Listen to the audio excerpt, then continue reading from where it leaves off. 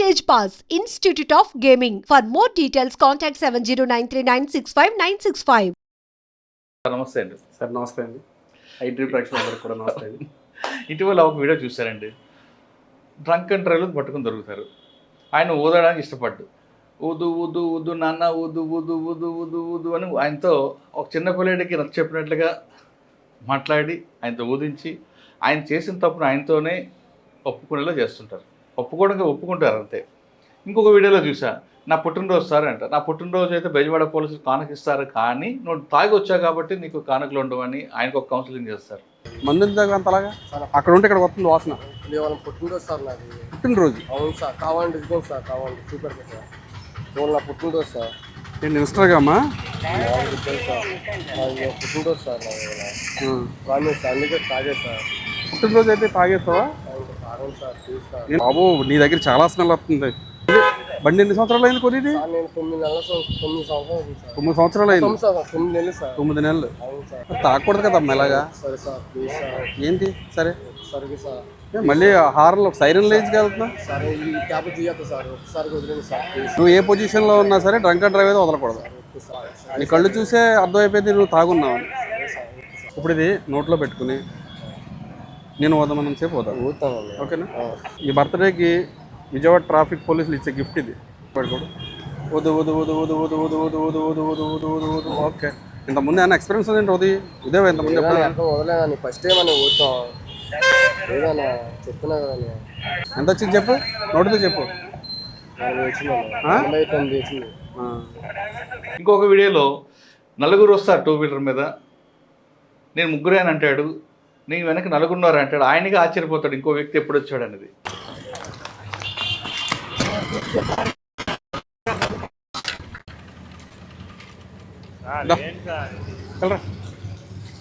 పెద్ద మనుషులు అంటే మీరు నలుగురుని, మేము అది కాదు హెల్మెట్ పెట్టుకోకపోతేనే 1035 రూపాయలు చలాన్ కొడుతున్నాం. ట్రిపుల్ రైడింగ్ అయితే అసలు వదలలే. మీరు నలుగురు వెళ్తున్నారు ఏకంగా బండి మీద, అది కూడా ఆల్కహాల్ తాగి మందు తాగి నలుగురు కూడా డ్రైవ్ చేస్తున్నారంటే మీరు మామూలు పెద్ద మనుషులు కాదు. మీరు తాగాడే, ఈయన తాగాడే, నువ్వు తాగావా? ఈయన తాగాడే, నువ్వు తాగావా?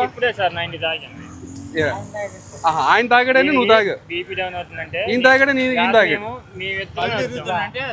చెయ్యేస్తే చెయ్యి నా చెయ్యి నలుగురు వెళ్ళే సార్.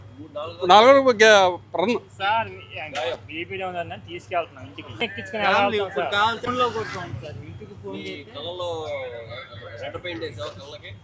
ఇలారా ఇలా అదే ఇప్పుడే కదా ఇందాడ 90 అన్నావు, 90 తాగాను మరి క్వార్టర్ అన్నావు. ఎప్పుడు సరే మళ్ళీ అది కూడా వచ్చిద్దాం. ఏది ఎప్పుడు 4కి తాగాను, అది ఎందుకు వస్తుంది ఇక్కడికి? 90 తాగాను, మరి క్వార్టర్ అన్నావు. ఎప్పుడు సరే మళ్ళీ అది కూడా వచ్చిద్దాం. ఏది ఎప్పుడు 4కి తాగాను, అది ఎందుకు వస్తుంది ఇక్కడికి? నువ్వు వచ్చావు కదా మా దగ్గరికి, అది అక్కడే ఉంటుంది.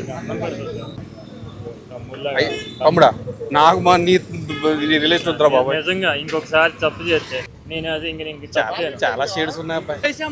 నోట్లో పెట్టు, పెట్టు నోట్లో పెట్టు ఒకసారి.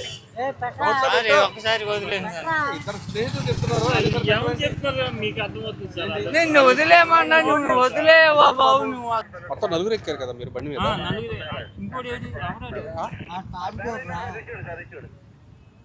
ముగ్గురు కలిసి నలుగురు బండి ఎంతమంది ఎక్కారు? బండి నడిపోడు నీకే తెలియట్లే. శివ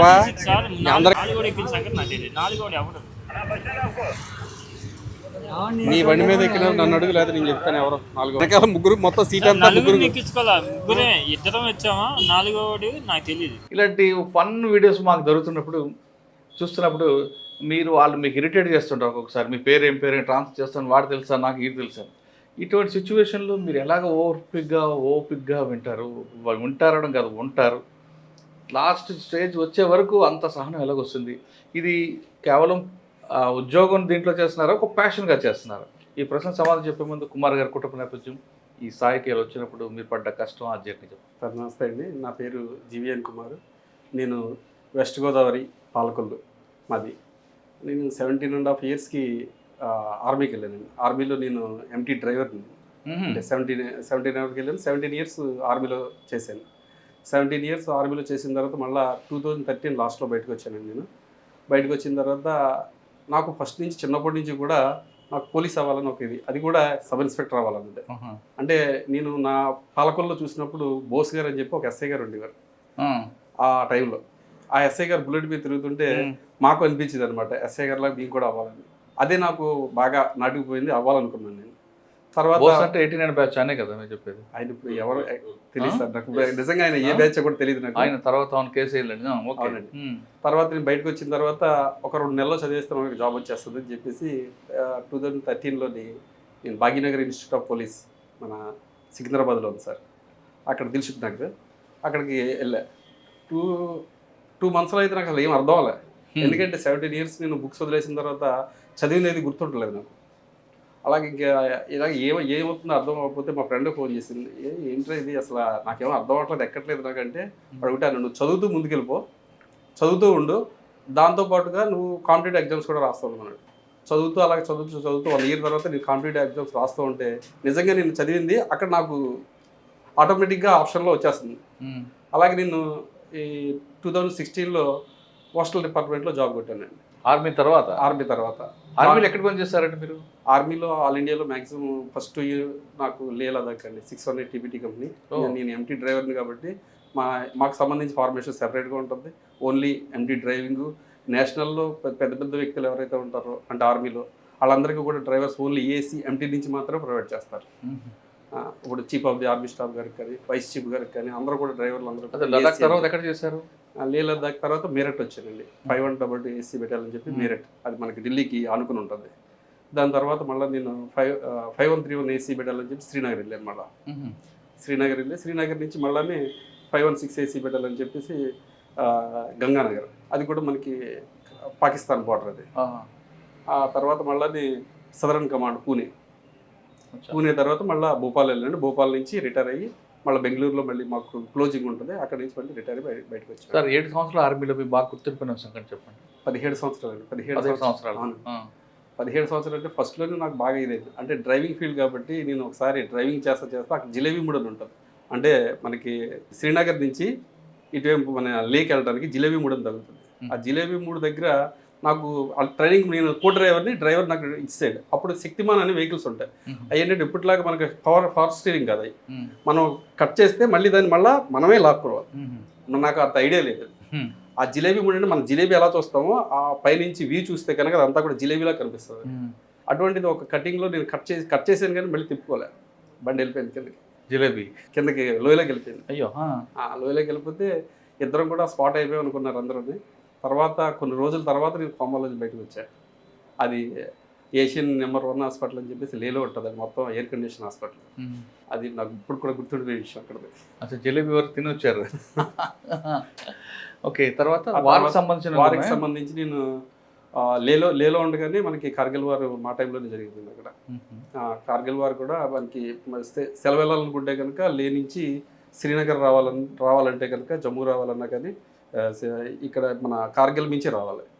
మనకి ఇలా రోడ్డు మించి వెళ్తా ఉంటే పక్కన నది ప్రవహిస్తూ ఉంటుంది. ఆ నదికి పక్కన ఉన్న కొండలపై నుంచి వాళ్ళ అవన్నీ కనిపిస్తుంటాయి, వాళ్ళు టార్గెట్ చేస్తుంటారు మనల్ని. ఈ కాన్వాయ్ మొదలైందంటే కాన్వాయ్ మీద వాళ్ళు ఈ గోళాలు అవి కూడా ఇసురుతూ ఉంటారు. అంటే కొన్ని టైమ్స్ని బట్టి కొన్ని బళ్ళు వదులుతూ ఉంటారు మా వాళ్ళు వాళ్ళకి అక్కడ. అది బాగా గుర్తుంది. అది బాగా గుర్తుంది. కొంతమంది నా కళ్ళు ఎదురుగానే చనిపోయిన వాళ్ళు ఉన్నారండి అక్కడ, కొత్తగా పెళ్ళి వచ్చిన వాళ్ళు కూడా ఆ టైంలో అక్కడ. సార్ వెళ్ళి ఇక్కడ నుంచి పాలకొండ నుంచి వెళ్ళారు అక్కడికి. అక్కడ మీకు ఆ వాతావరణం అడ్జస్ట్ అయిందా? కంప్లీట్గా చలేస్తుంది లేక కదా అది? లేదండి, నేను చెప్పాలంటే ట్రైనింగ్ బెంగళూరులో అయిన తర్వాత సంవత్సరం అయిన తర్వాత మాకు 600 TPT కంపెనీ నేను ఒక్కడనే మా ట్రైనింగ్లో అందరిలో మా 9 మంది బ్యాచ్, మేము 9 మందిలో నేను ఒక్కడనే 600 TPT కంపెనీ లేలో పంపించారు.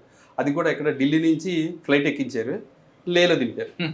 ఢిల్లీలో చలికి నేను తట్టుకోలేకపోయాను, ఎందుకంటే మనకు చలి అంటే తెలియదండి అసలు. ఢిల్లీలో చలికి తట్టుకోలేదు. అటువంటిది అక్కడ తీసుకెళ్ళి లేలో ఐఎల్ అంటారు, ఇండియన్ లిమిటెడ్ చెప్పి ఇందిరాగాంధీ రష్యా ఇచ్చానండి మనకి పెద్ద పెద్ద. దాంట్లోని కనీసం ఒక 6-7 పెద్ద పెద్ద ట్రక్కులు పడతాయి దాంట్లో. అటువంటి దాంట్లో మమ్మల్ని కూర్చోబెట్టి తీసుకెళ్ళారు. కింద నుంచి వెనకాల నుంచి ఓపెన్ అవుతుంది. అది ఓపెన్ అవ్వగానే ఆ గాలికి నాకు మొత్తం కాళ్ళు చేతులు కూడా వణికిపోయి అయిపోయినాయి. బయటికి రాగానే మాకు పక్కనే మాకు ఒక రూమ్ కింద ఒక హాల్ కింద ఉంటుంది, హాల్లో పంపించారు మమ్మల్ని. హాల్లో పంపితే దాంట్లో బుఖారీ అంటారు, అంటే నేల బొగ్గుతో అది రూమ్ అంతా హీట్ చేస్తూ ఉంటుంది ఒక ఇన్స్ట్రుమెంట్ అన్న. నేను తీసుకెళ్ళి ఈ ఈ చేతులు ఎలా తీసుకెళ్ళి దాని మీద పెట్టేశాను పట్టుకోలేక చేతులు కాలిపోయాను ఫస్ట్ చేతులు కాలిపోయాయి నాకు. అక్కడి నుంచి మళ్ళీ అప్పుడు వాళ్ళు గ్లౌస్ ఇచ్చారు, తర్వాత మళ్ళీ కోట్లు, దానికి సంబంధించిన సెపరేట్ క్లోతింగ్ ఉంటుంది అక్కడ.